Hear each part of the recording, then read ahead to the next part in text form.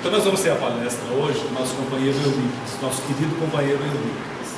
Todos, obviamente, já o conhecem, mas ele é um colaborador valioso da casa, ele está conosco há muito tempo, colaborador administrativo da casa, é um colaborador por dirigir reuniões dentro da associação, e nós temos nele um companheiro que as pessoas que chegam encontram a receptividade de um amigo.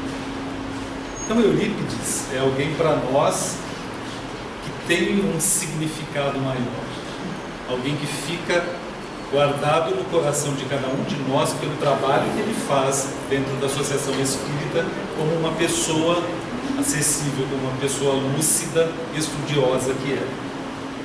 Então, para nós, vamos ter a oportunidade de ouvir hoje o que ele preparou a respeito da estranha moral de Jesus. Primeira coisa, eu gostaria que vocês lessem, que eu escrevi com muito carinho, letra de duplo: moral diferente e estranha igual.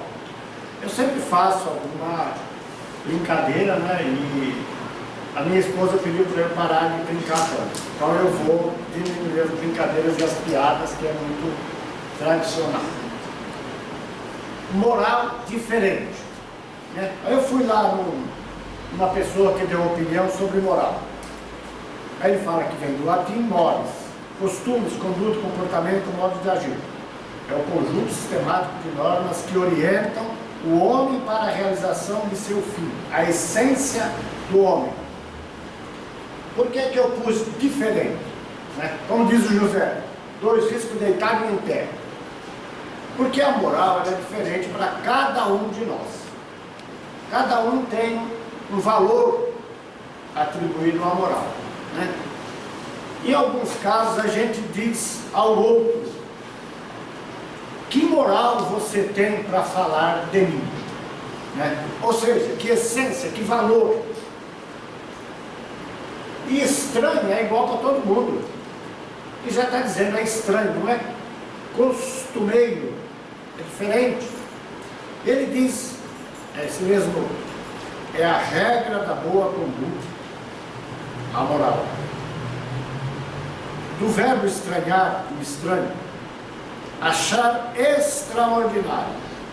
Se alguém acha extraordinário, é estranho. Oposto aos costumes, ao ato. Alguém que faz alguma coisa excepcional. Nós deveríamos dizer que é estranho, porque aquilo não nos é costumeiro. Nós não dissemos. Achar diferente do que seria natural, espera-se, fora do comum. Deusado. Quando a gente pensa, né, a respeito de um assunto que nos é muito curioso, a gente espera algo estranho dele, fora do que nós costumamos, extraordinário. Toda a proposta de diferente, para nosso conceito e conhecimento, a gente acha estranho. Então imaginemos Jesus há 2000 anos, ou quase 2000 anos, né, que ele tinha lá já a idade adulta, levar algo estranho, diferente, excepcional, moderno, tudo que nós pudermos dar como adjetivo qualificativo.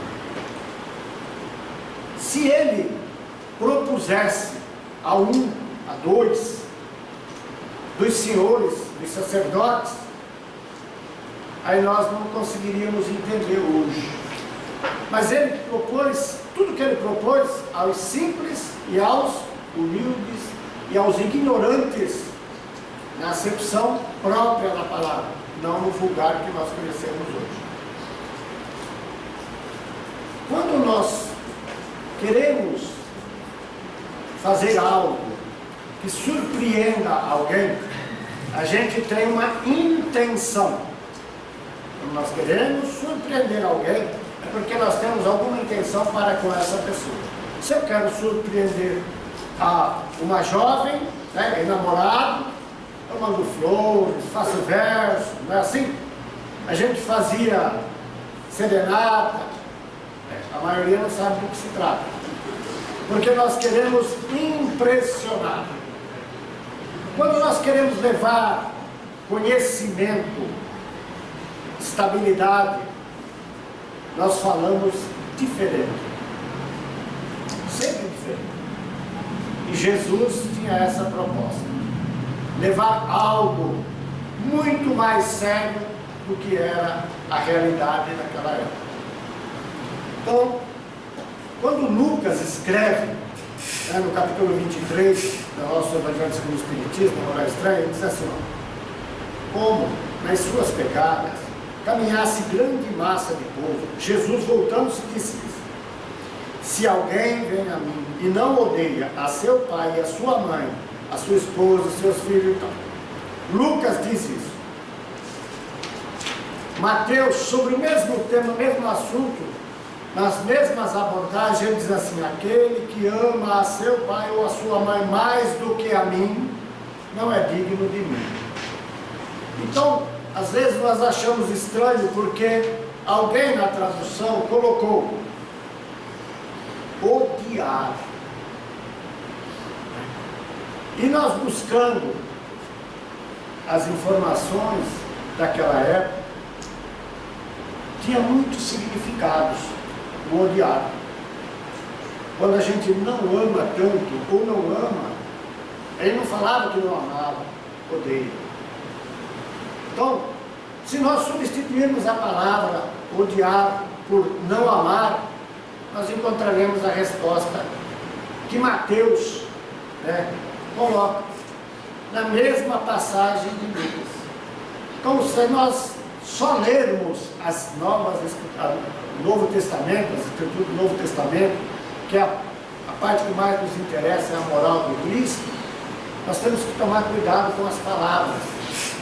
E numa parte do Evangelho, segundo o Espiritismo, o Kardec coloca, sob a orientação dos Espíritos, sobre a gente observar as palavras, para que a gente tome cuidado, porque nós temos que compreender o acontecimento, compreender o que se passa. E Jesus, nessa passagem que a gente ouve, e que nós achamos, e o Kardec colocou como moral estranha, exatamente isso.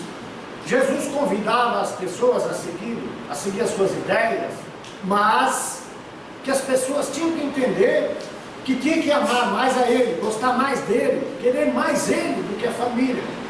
Porque a proposta dele não trazia fortuna, não trazia nada material, trazia espiritual. E nós, que provavelmente estivéssemos lá também, talvez não tenhamos compreendido, talvez não tenhamos seguido. Talvez só hoje nós estamos compreendendo o que Jesus propõe para nós. O significado das palavras naquela época eram, para muitas coisas, a mesma. Conta-nos no Evangelho sobre o camelo. Passaram o camelo no fundo de uma agulha. Na época existia uma coisa que se chamava agulha, que até hoje existe, que é um buraco ou uma fenda na rocha, por onde os saqueadores ou os armeiros ou quem ia emboscar alguém ficava escondido, e quando a pessoa passava, ele saltava pela agulha. E ele dizia que lá podia saltar também o camelo. E também era considerado o camelo o fio, a corda, que muita gente conhece, o fio grosso, porque as cordas, os cabos, eram feitos de fios de camelo, porque naquela região lá não tem boi. Se alguém achar um boi lá, toma cuidado, que ele está perdido. Lá, o hábito, o costume, o animal mais tradicional é o camelo. Também tinha o jegue, em algumas propriedades, não em todas. O linguajar que nós usamos hoje é muito diferente. Se nós formos falar hoje, como nós falávamos no início do século passado, ou seja, há mais ou menos 100 anos, nós não vamos achar uma coisa escrito coisa. Não existia, era coisa. Então quem tiver a oportunidade de ler alguns livros que tenha mais que meio século, vai notar várias palavras que nós não temos hoje, não é habitual, dificilmente encontramos. Uma outra coisa que a gente tem que se preocupar é nas traduções. Quando a gente vai traduzir, cada um vai traduzir da maneira que ele consegue, que ele entendeu. Porque de uma língua a outra, existem algumas coisas que o significado é um pouco diferente. Já que eu gosto de fazer brincadeira, alguém saberia me dizer o que significa bicha em português? Fila. E se nós falarmos isso na rua? Preconceito. Certo? Então, olha o cuidado que nós devemos ter com a língua a qual nós usamos. E o local onde nós estamos. E a propriedade com a qual nós defendemos uma ideia. Jesus defendia a sua ideia dizendo-nos o que era importante. Jesus não disse, não mate, não roube, não. Se nós pegarmos o decálogo, os 10 mandamentos de Moisés, ele diz o que é que nós não devemos fazer. Jesus, ao contrário, ele diz o que nós devemos fazer, o que é nossa obrigação. E resume tudo em 2 princípios básicos fundamentais, que até hoje é fundamental na sociedade. Amar a Deus sobre todas as coisas e o próximo como a si mesmo. E uma outra coisa que a gente vê nos estudos, a língua hebraica. Quantos hoje falam a língua hebraica? Somente alguns povos. São aldeias. E ela continua sendo não rica. No nosso livro, o Evangelho segundo o Espiritismo, nós, no capítulo 23, nós temos algumas oportunidades de estudar algumas partes do Novo Testamento. A gente lê e depois os Espíritos nos dão a oportunidade de entendimento mais próximo da verdade e da nossa realidade.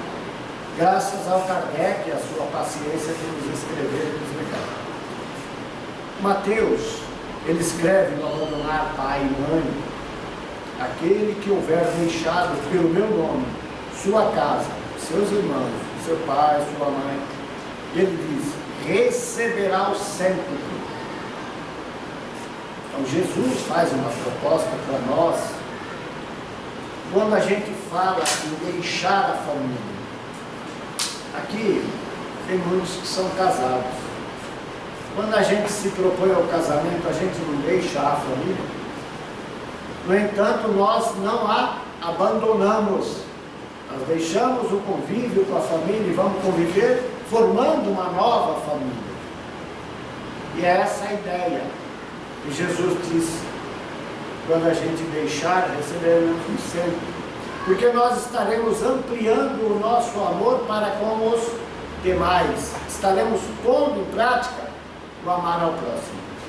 Nós arrumaremos outros próximos para amar. Tá certo que em alguns casos a gente ama há pouco tempo, mas a ideia é amar por muito tempo. Lucas escreve nesse mesmo capítulo, então disse-lhe Pedro, mais conhecido como Simão, né? A gente lê lá nas escrituras, Simão Pedro, a rocha, ele era muito contestador. Ele era uma pessoa que não bastava alguém dizer, ele queria saber por quê, qual era o fundamento daquilo, que é o que nós temos que fazer também. Não é discordar. Só discordamos quando temos absoluta certeza e temos como provar. Caso contrário, nós temos que buscar informações, questionar para sermos melhor informados. Ele diz, quanto a nós, vês que tudo deixamos e te seguimos. Jesus lhe observa, digo-vos em verdade que ninguém deixará pelo reino de Deus sua casa, É o lar, né? O lar que a gente constituiu, tem lá o pai, a mãe, os irmãos. Hoje não é muito comum muitos filhos, mas naquela época era necessário muitos filhos. Principalmente filhos, e que às vezes ninguém queria filhas, mas pela ignorância, não pelo conhecimento. Ele diz que vai receber nesta vida, enquanto encarnado. Ele respondeu a Pedro, que Pedro ficasse tranquilo, porque ele receberia, porque Pedro abandonou a família para seguir Jesus. Abandonou os seus fazeres, os seus haveres, os seus deveres para seguir Jesus. Não só ele, como mais 11 a princípio. Quantos ele convidou? A gente não sabe, né? Não escreveram quantos ele convidou, mas escreveram quantos acreditaram e seguiram. De imediato, 12. Ele escolheu 12. Foi ao acaso? Não. Nós, espíritas, que acreditamos, defendemos, temos certeza absoluta da reencarnação, pela misericórdia de Deus, pela bondade, pelo seu amor, sabemos que eles estavam prontos e preparados, que tinham sido convidados antes do reencarno. Assim como Kardec, e assim como nós somos convidados para reencarnar e fazer algo. Às vezes deixamos de fazer, mas nós somos convidados. Quando Simão Pedro se pôs a trabalho, ele foi afinco, né? Ele acreditou, ele disse que o Senhor contasse com ele, com a sua força, por tudo que ele tinha. Quando ele deixa a família, qual é a preocupação? Quando a gente deixa a família, como vou viver de hora em diante? Porque Jesus não foi, chegou lá e disse, olha, daqui 10 anos, você se prepara que daqui 10 anos eu venho buscá-la para me seguir. Ele disse, deixa tudo e me siga. O que teve até hoje, fique. Terás uma nova vida diferente.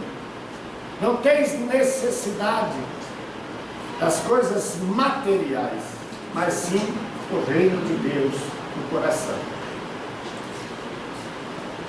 Alguém na multidão, sempre questionando Jesus, ele disse, Senhor, eu te seguirei, mas permite que antes disponha do que tenho em minha casa. E o que Jesus respondeu para ele? Quem quer que, tendo posto a mão nessa rua, olhar para trás, não está apto para o reino de Deus.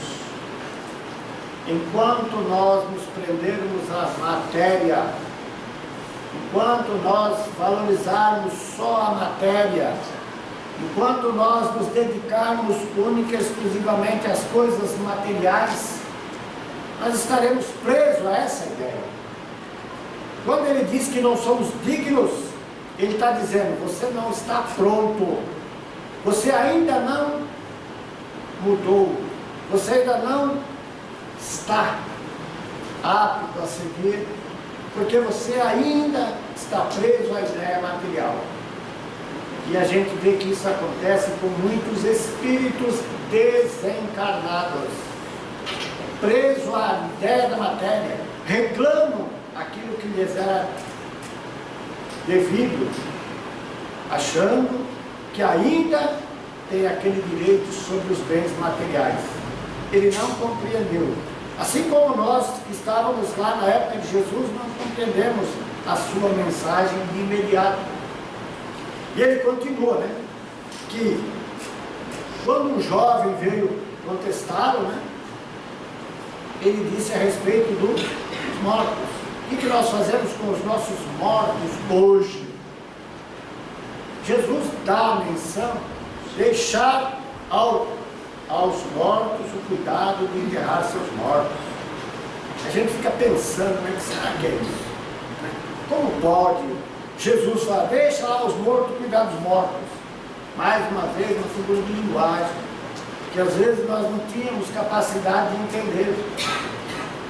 Se nós hoje temos dificuldade com todas as informações, os meios de comunicação que a gente tem, todos os livros, os apontamentos, a vivência, a experiência um do outro, nós ainda temos muita dificuldade de lidar com a morte, lidar com a separação que a gente acha que é para sempre, e que a gente comete vários equívocos durante a vida e depois quer resolver após a morte. Ele diz assim, o que podem significar essas palavras? Kardec escrevendo, Kardec, rapaz legal, deixar aos mortos o lugar de enterrar os mortos. As considerações precedentes mostram, em primeiro lugar, que na circunstância em que foram colocadas, é porque alguém dizia que queria seguir Jesus, ele gostaria muito, mas o pai dele acabava de falecer, e ele queria ir sepultar o pai dele. E Jesus diz a ele assim, vá dizer a eles, que era para dizer a eles que os mortos não tinham que ter mais a preocupação, porque já tinham terminado a sua jornada. E Jesus, muito sabiamente, ele consolava a todos, sem exceção. Ele dizia quais eram os valores necessários para que a gente, quando morresse, ele não falava em encarnação, nem desencarnar, ele falava na morte, qual era o linguajar, e hoje a gente fala em desencarne perto de algumas pessoas, a pessoa fica estranha conosco, fica diferente, porque não entende, porque para muitos ainda continua, morreu, acabou. A vida espiritual é, com efeito, a verdadeira vida. Então, quando Jesus propõe deixar aos mortos, enterrar os mortos, é aqueles que acreditam que a morte é o fim de tudo, que com a morte acabou os problemas, né? Você se livrou do outro, deixe que eles cuidem disso, mas você que está preparado, vá ao mesmo velório e diga sobre a vida, não sobre a morte, diga que é a vida, que há vida, e mesmo naquele corpo inerte, há vida. Só que nós temos dificuldade, principalmente se aquele que ali está é um ente querido, é alguém amado, né?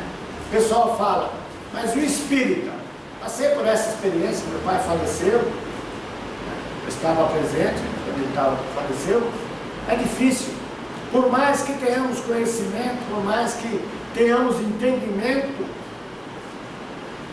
é o primeiro golpe da saudade, é ali, na hora que você vê o corpo inerte, do qual se você pode falar, pode fazer o que quiser, não haverá resposta física, mas muitas vezes nós perturbamos o espírito desencarnado com as nossas indagações, com as nossas rogativas, com as nossas insistências, porque tem gente que ameaça a Deus, né?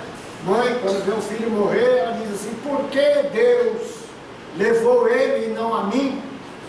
Isso é uma ameaça a Deus, né? Querer dizer que a sua justiça é maior que a de Deus. Quem disse e onde está escrito quem é que vai morrer primeiro ou depois? Quem é que vai voltar à pátria espiritual? Cada um de nós temos um tempo.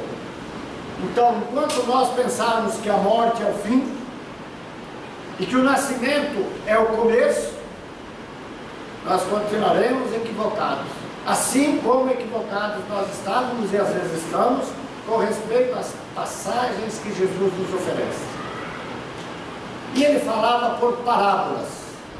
Por que será que Jesus falava por parábolas? Todo mundo gosta das parábolas de Jesus, né? Aquelas parábolas, coisa mais linda, uma história maravilhosa. Cabe aos dias de hoje? Não. Mas na época era o que tinha de mais porque ele usava os recursos do momento. Jesus nunca falou difícil, nunca fantasiou. Ele falava aos simples e aos humildes, e para quem quisesse ouvir. Tanto é que ele repete que quem tem ouvidos, que ouça. Mas ele também dizia que não eram todos que tinham ouvido que conseguiriam ouvir. Quem tem olhos de ver, que veja.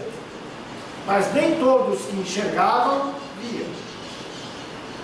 Numa das passagens que ele curou o cego, ele perguntou antes: por que quer que eu te cure? O que o cego respondeu?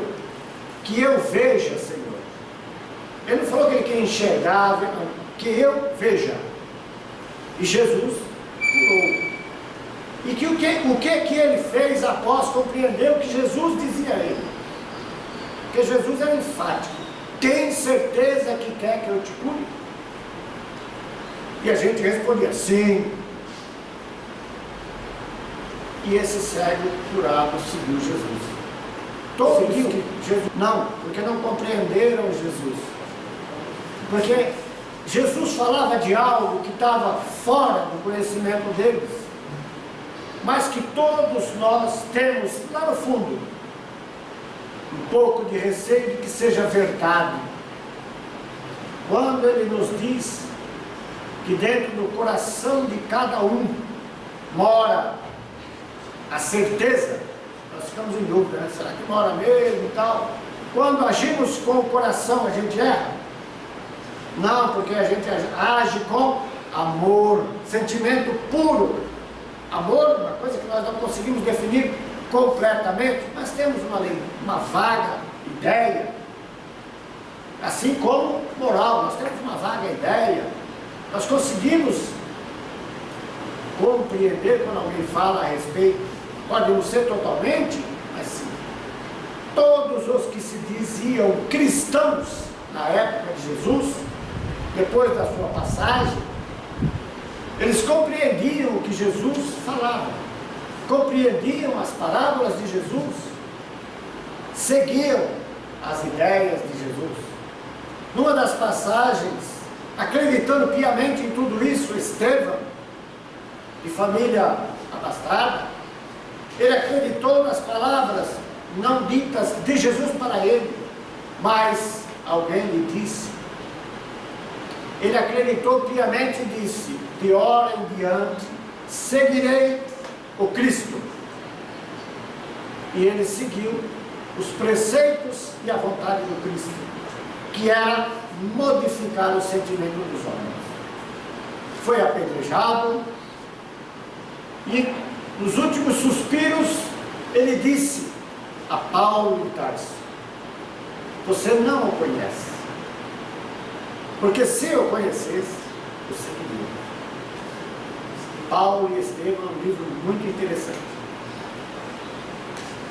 Quando nós vamos a um velório, alguém aqui já foi a um velório,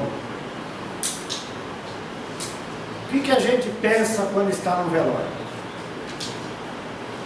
Primeira coisa é se era um doente, morreu, acabou a doença, certo? Se era alguém ruim, o que a gente fala? Foi tarde. Agora, se era um filho, Deus é justo. Se é um pai ou uma mãe, que Deus o leve, que esteja à direita de Deus Pai. Aí vem uma pergunta, o que fez para estar à direita ou à esquerda de Deus Pai? Tem um capítulo do Evangelho segundo o Espiritismo, não me lembro o nome, mas é perdoar os inimigos, que diz que o pior dos seres humanos ama algo.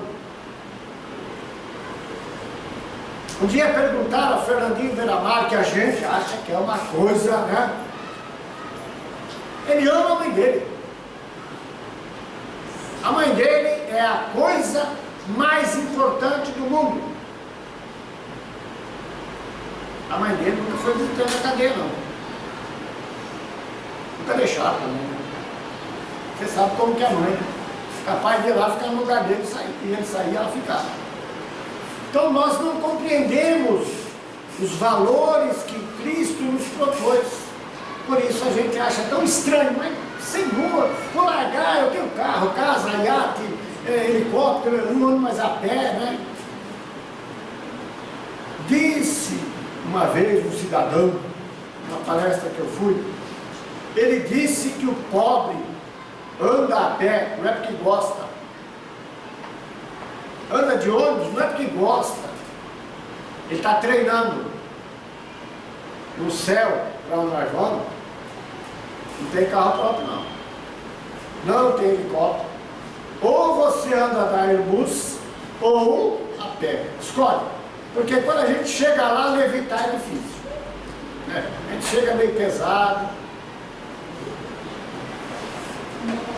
Uma vez, numa reunião, o cidadão disse assim: eu estou levitando. Eu falei: toma cuidado, porque você pode estar caindo da cadeira. Né? E a gente acha que está pronto. O Divaldo faz uma brincadeira com a mãe dele a respeito da morte. Não sei se vocês já ouviram a palestra dele. A mãe dele diz assim: Divaldo, eu quero ser enterrada com uma roupa nova. Mamãe, faça a mala. Não, eu já vou morrer, Divaldo? Não, não, mãe. Para mim saber onde está a roupa nova que é para pôr na senhora. E o que ela fez? Preparou a mala. E ela dizia assim a Divaldo: Divaldo, pergunta a Joana se já está chegando a hora. E ele falava: mamãe, ela mandou dizer que ainda não, mas deixa a mala. 10 anos depois da mala pronta, mais ou menos 10 anos, ela morreu 12 anos depois, né, no acontecimento, ela perguntou, disse: ainda não, mamãe. O que ela fez? Falou: vou mudar a roupa porque está fora da moda. Nós estamos em moda para desencarnar. Não sei se vocês respondem. Quem me conhece, né, já até falou assim: não, o cara veio de roupa nova, camisa nova, calça não é muito velha, sapato engraxado, óculos novo. Mas é difícil largar os velhos costumes. Por isso que Jesus encontrou a dificuldade que encontrou em convencer as pessoas. A conveniência me é muito gostoso. Tem um conhecido, vocês não conhecem, chama Edson Lopes Pereira. Ele fala assim que a luz de neon nos chama a atenção. Nós queremos ser glorificados pela luz de neon. Se nós temos um pouco mais do que o outro, nós queremos subir numa folha de jornal para olhar de cima para baixo. E eu agradeço a Deus por ter nascido, crescido, não ter crescido muito. Se eu já falo demais, imagina se eu tenho força. Na maioria das vezes, o que a gente pede a Deus? Paciência, né? Paciência, coragem. O que mais que nós pedimos? Saúde, paz. Adivinha o que eu peço? Força. Porque o resto eu faço sozinho. O resto eu sei fazer tudo. Lembro-me de uma passagem que um amigo citou, que Deus não tem mais nada a fazer neste planeta. Nada. Tudo que ele tinha para fazer, fez. Cabe a obrigação de nós encarnados, seus filhos, cuidar, melhorar, ampliar, transformar, não destruir. Até certo ponto tem que concordar com ele, né? Nós temos que amar isso aqui, nós temos que reconstruir, o que for destruído, reconstruir, compreender o porquê Deus criou tudo isso e qual é o objetivo. Senão ele não teria permitido que Jesus reencarnasse entre nós com tal propósito. Propósito este que hoje nós buscamos compreender e que às vezes, e na maioria das vezes, nós preferimos dizer amém. Que assim seja. Como é que nós terminamos a oração do Pai Nosso? Amém. Não é? E é isso mesmo que está dizendo lá? Não, não é amém. É amém. Que não tem nada a ver com amém. É amém. Se você procurar amém, significa final. Amém significa o quê? Relacionamentos. Quando nós nos deparamos com alguém que nós não temos muita simpatia, o que nós fazemos? Se possível, estivermos de carro, ar-condicionado, fecha o vidro e liga o ar. Não te vi, estava com o ar ligado. Quando a gente vê alguém com quem a gente tem grande afeição, necessidade de estar próximo, o que nós fazemos? Baixa o vidro, grita, buzina, faz um escândalo. Por que não fazemos isso com todo mundo? Todos são irmãos, todos somos filhos do mesmo Criador. Não há exceção. Portanto, Jesus não é exceção. Jesus galgou os degraus necessários da evolução para chegar onde chegou. Tem o conhecimento, porque passou pelas experiências que nós passamos. Às vezes, alguns com mais boa vontade, outros com vontade e outros com má vontade. Será que Deus é justo, como disse Jesus, que o Pai é que é bom, permitindo que nasça alguém com alguma deficiência, sem braço, sem perna, cego, surdo, mudo? Tive a oportunidade de conhecer um ser nessas condições. Imagina, cego, surdo, mudo, sem braço, sem perna. Tinha mais de 45 anos. E continuava sorrindo. Nós, por causa de uma dor de dente, choramos. Ele não tinha nenhum dente. Ele era uma coisa. Tanto é que poucas pessoas poderiam visitá-lo. Eu tive a grata satisfação de visitá-lo. E desde então passei a valorizar tudo que eu tenho. Até a tristeza, a dor, sinusite, renite, pressão alta, tudo. Passei a valorizar tudo. Porque Jesus nos chama ao trabalho do engrandecimento próprio. Jesus não disse para o Edson, vai lá e salve a Sandra. Ele não falou nada disso. Ele disse, salve-se e seja exemplo para que a Sandra possa se orientar por alguém a quem ela confia. Nós confiamos em Jesus? Nós acreditamos em Jesus? Na maioria das vezes nós dissemos que sim, né? Eu sou cristão, eu acredito em Cristo, talvez hoje um pouquinho. E na época, quantos acreditaram em Jesus? Simão Pedro negou Cristo por receio, vamos dizer mesmo, né? Por receio de ser morto. Por 3 vezes lhe foi, você conhece, você o conhece, tem certeza? 3 vezes, e as 3 vezes ele negou, e na época 3 vezes era o máximo. E depois ele chorou, se arrependeu e tudo. O que o Cristo disse a ele? Eu sabia. Judas, quando o traiu, Jesus não se surpreendeu. E por que ele não se surpreendeu? Porque ele tinha o conhecimento que talvez nós estejamos tentando buscar através da doutrina espírita,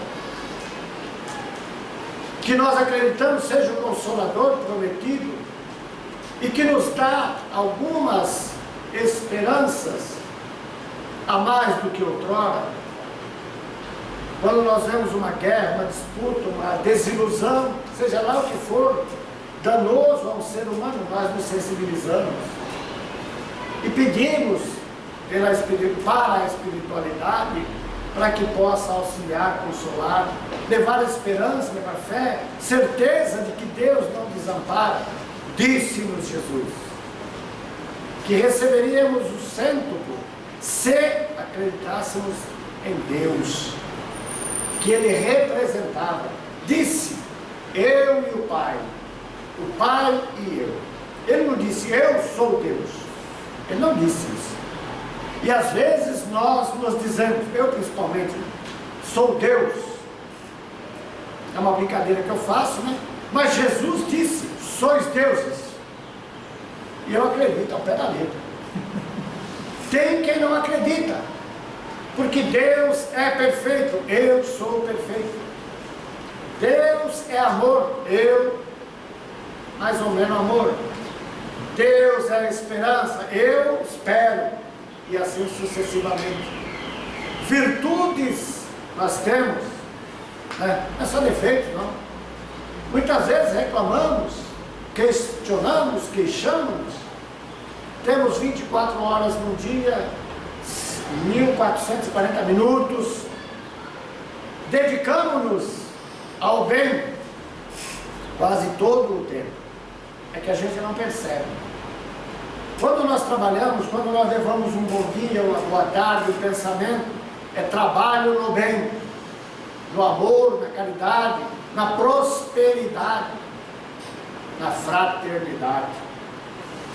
Queremos do outro o que ele não pode dar, e não damos o que o outro espera, porque nós não temos para dar. Jesus deu de si, até mesmo a própria vida, sabendo que isso ia acontecer. E ele disse que se cumpra as profecias. Quando João Batista o batizou, quem conhece a história de João Batista, era a reencarnação de Elias, e ele dizia, vocês não compreendem, vocês não entenderam, vocês não reconheceram. Jesus falava da reencarnação e nós não tínhamos a menor ideia do que se tratava, porque para nós, a melhor coisa que tem é a ressurreição aos meus 25 anos. Se eu tiver ressurreição, eu quero aos 25 anos. Eu era um gentleman, não sei o que significa, mas de certo eu era. Tinha cabelo, o cara era o cara. E Jesus foi o cara da sua época. Tanto é que hoje é de quem mais nós falamos. Quando nós abrimos o nosso coração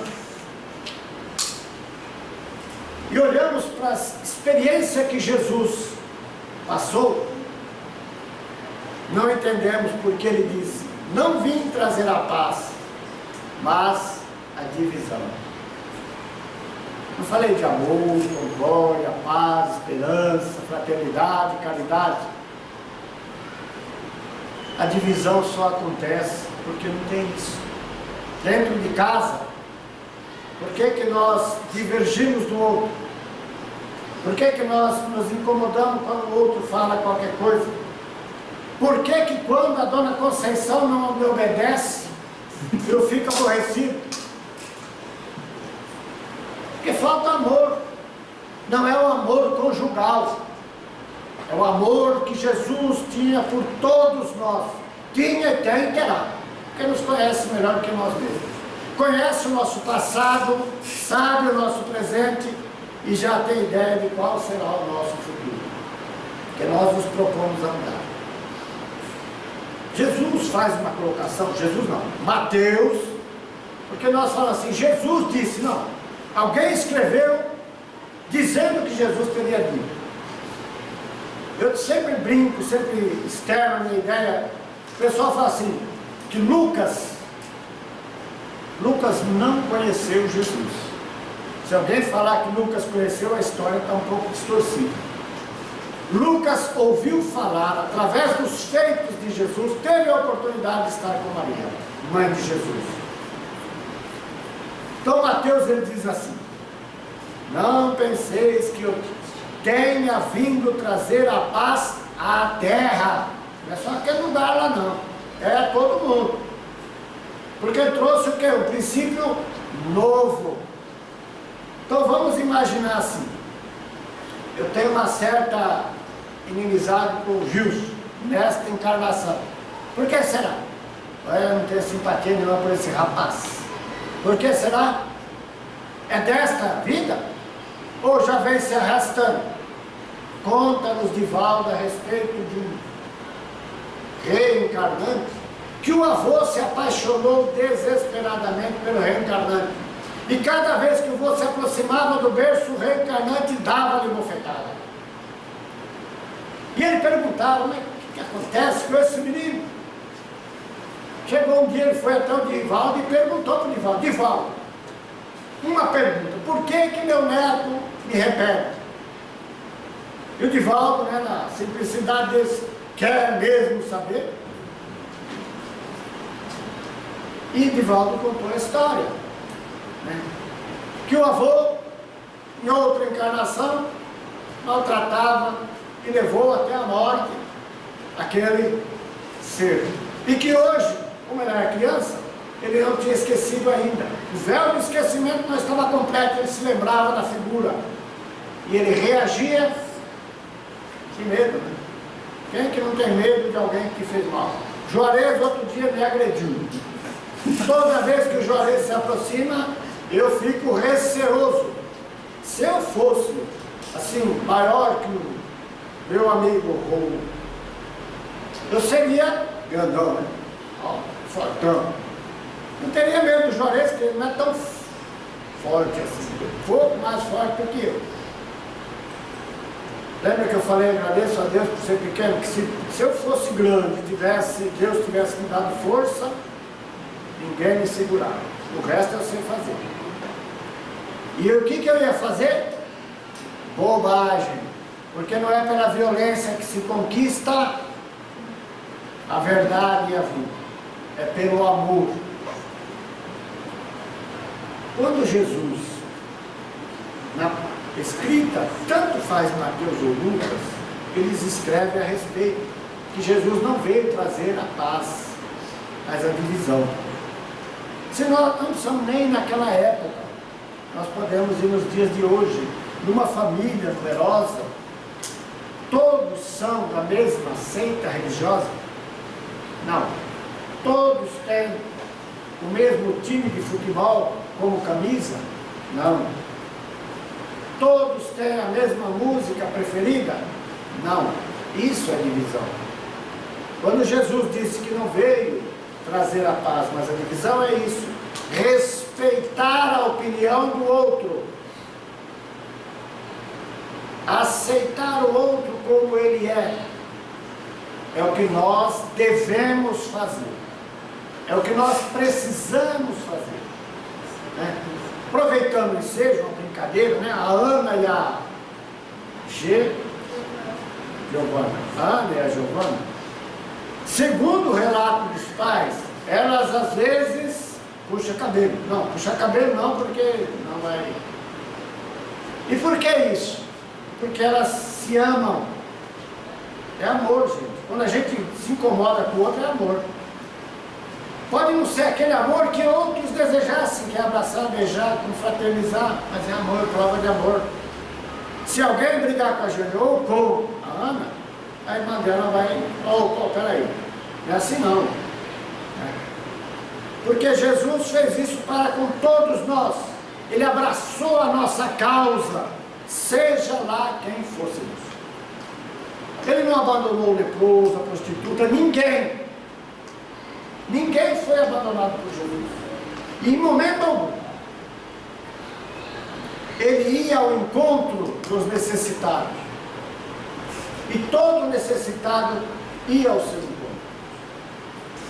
Lembro-me da passagem da mulher hemorrágica, que ela seguia Jesus, mas não conseguia nem chegar perto. E numa oportunidade que deu, ela tocou as vestes de Jesus.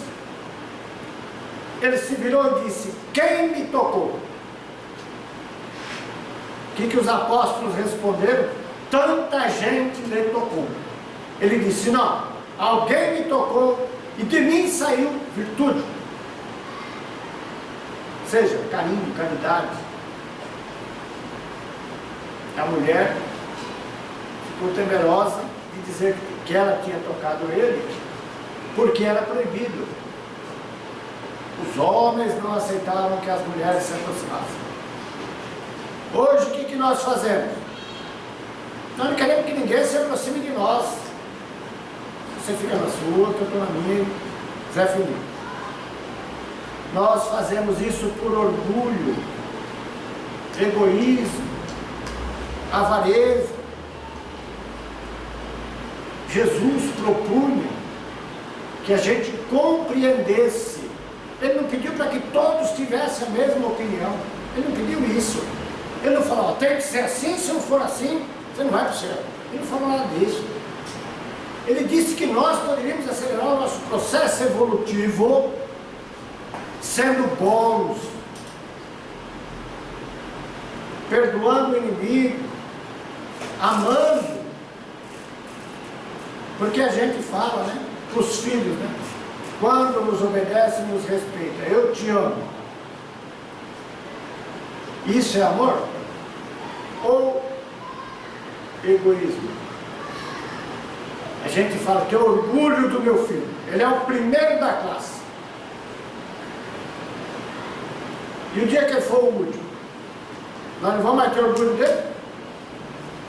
Lembram-me que a minha filha foi fazer vestibular, ela disse, eu tenho que passar. Eu falei, onde está escrito isso? Você tem, por obrigação, de fazer o melhor possível, dentro da sua capacidade. Você não tem obrigação nenhuma de passar. Jesus não disse que tínhamos que ser perfeitos. Jamais ele disse. Mas ele disse, sois perfeitos. Sois deuses. Isso era incentivando-nos que buscássemos o caminho do amor, do entendimento, da paz. Qual era a proposta verdadeira de Jesus? Eu escrevi alguma coisa. Não sei também se é toda a verdade ou se é a minha verdade, porque cada um de nós temos a nossa verdade e a nossa moral. Mas cada um vai tirar a sua conclusão, de acordo com o seu entendimento, de acordo com os seus conceitos, de acordo com os seus estudos. Porque até hoje nós ainda vemos o homem tentar conquistar pela força, não pelo amor.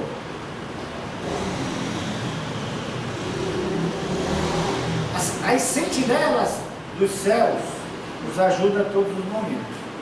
Temos nosso anjo guardião, espírito protetor, familiares, e Jesus olhando por nós, olhando por todos, por igual. Deus não se esquece de nós. Jesus tinha o propósito de combater os abusos.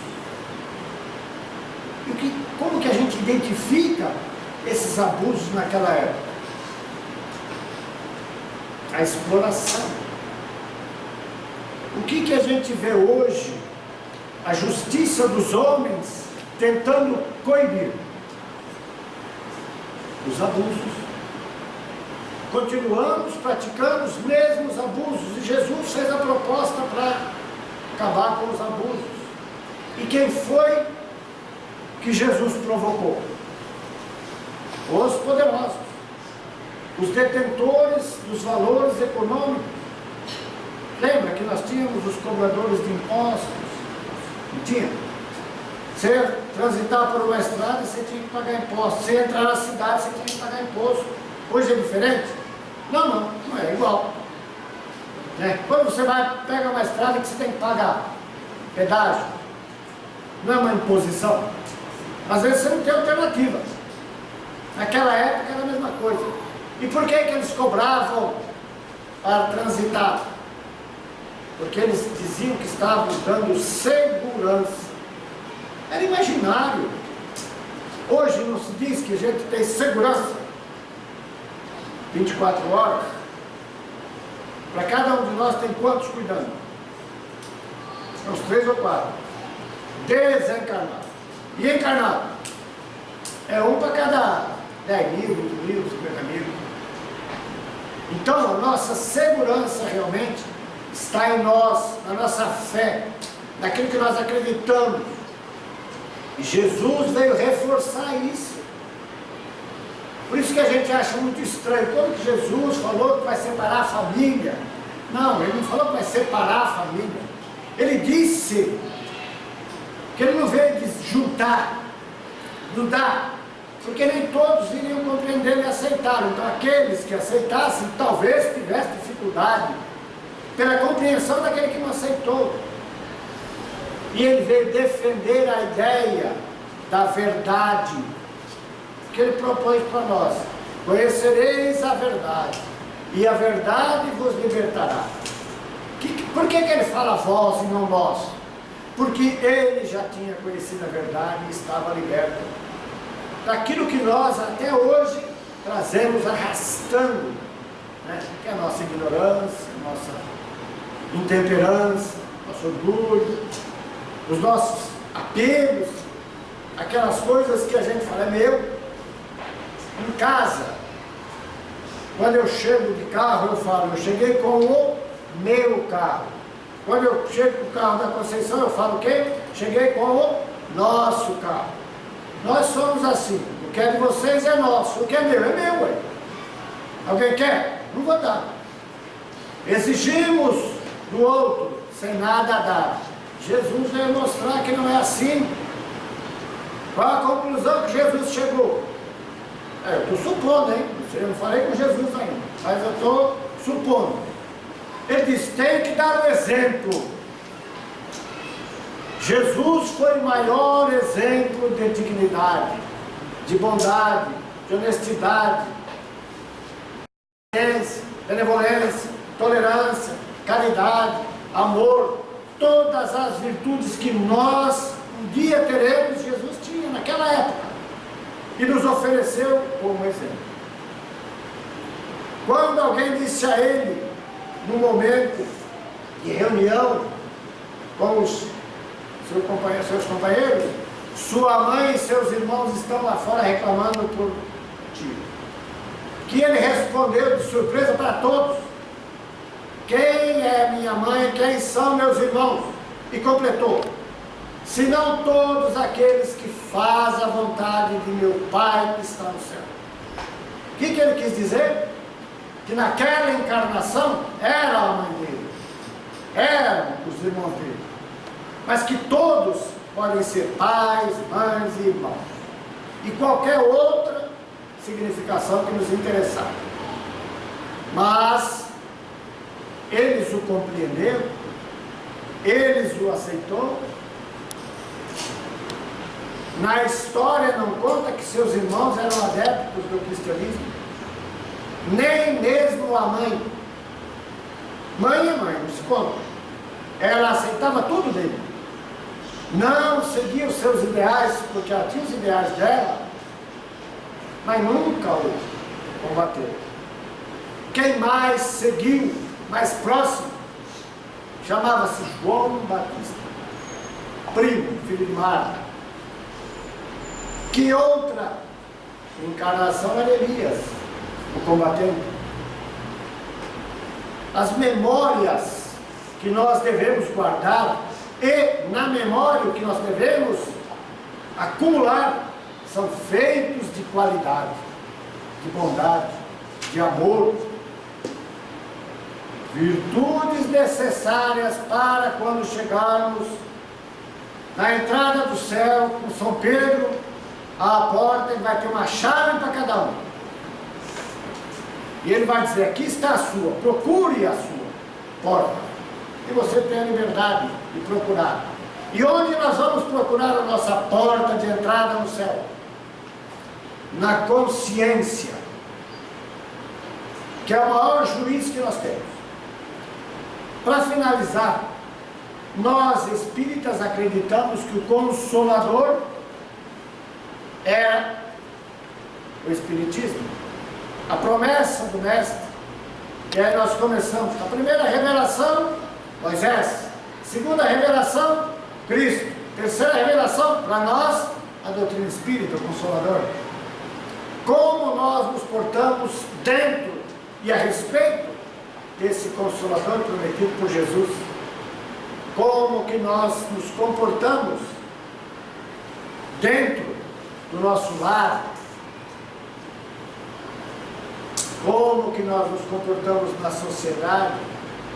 na vida, no convívio. Às vezes, a gente ouve as pessoas dizerem, dentro da casa espírita é o reino do céu. Do portão para fora, toma cuidado. Porque os mesmos que convivem aqui, não são os mesmos que convivem lá. Se alguém passar por mim e me cumprimentar, eu posso não gostar de vocês, mas eu cumprimento. Eu sou alegre, festivo. Por quê? Eu estou querendo mudar, estou propondo mudar, e quero convencer vocês de que eu estou com essa intenção. Se me deparo com alguém que não é satisfatório, o que eu faço? Lembra? Se eu estou de carro, fecho os vidros, ligo o ar, não buzino, não faço nada, faço de conta que não vejo, depois se perguntar, estava com o ar ligado e não te vi. O Espiritismo traz uma proposta que Jesus trouxe há 2000 anos. É a mesma proposta, não mudou nada. Para alguns vai ser a divisão, para alguns vai ser o morto enterrando o morto, abandonar a família, porque nós temos 2 pesos e 2 medidas, a da conveniência e a da sociedade. O que me é conveniente, sou agradável, né? Às vezes eu agrado o baixinho aqui, mas chega no dia da pizza, descasco tudo que eu tenho direito, porque na frente de todo mundo ele não reage. Se eu estivesse sozinho com ele, perigoso se atrolar, sair rolando, não ia dar certo. Quando alguém nos procura, qual é o nosso objetivo? Quando alguém nos procura, se livrar o mais rápido possível. Porque normalmente alguém nos procura por quê?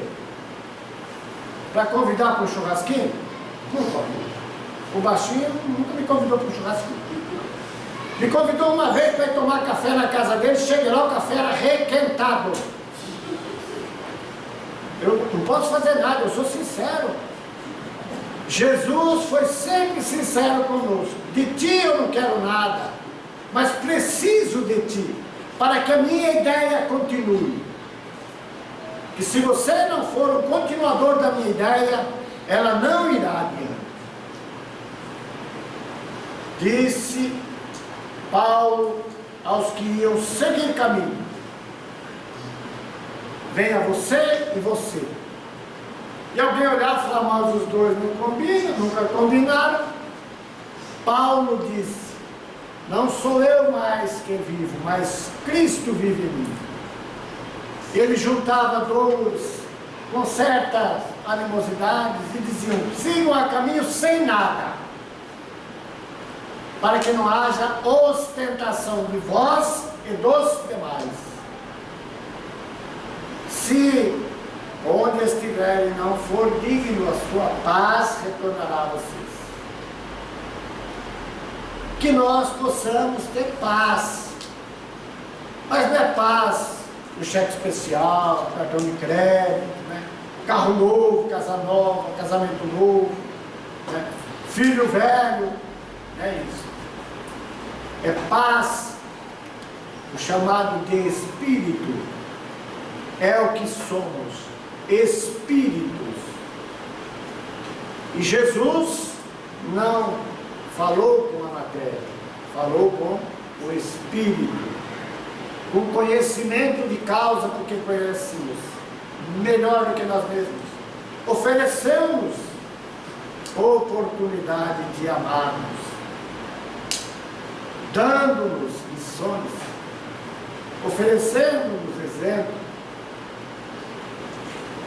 Quanta caridade Ele fez para conosco, quanta caridade nós estamos fazendo com o próximo, quanto amor Ele nos deu,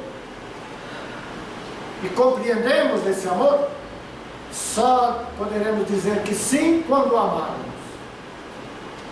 Se nós não transformarmos em ação os exemplos de Jesus, nós ainda continuaremos acreditando que ele veio trazer a divisão, oferecer aos mortos o enterro dos mortos e separar a família. Quando nós compreendermos e o Espiritismo tem nos oferecido isso, seremos realmente espíritas cristãos, ou cristãos espíritas. Ficamos à vontade. Muito obrigado.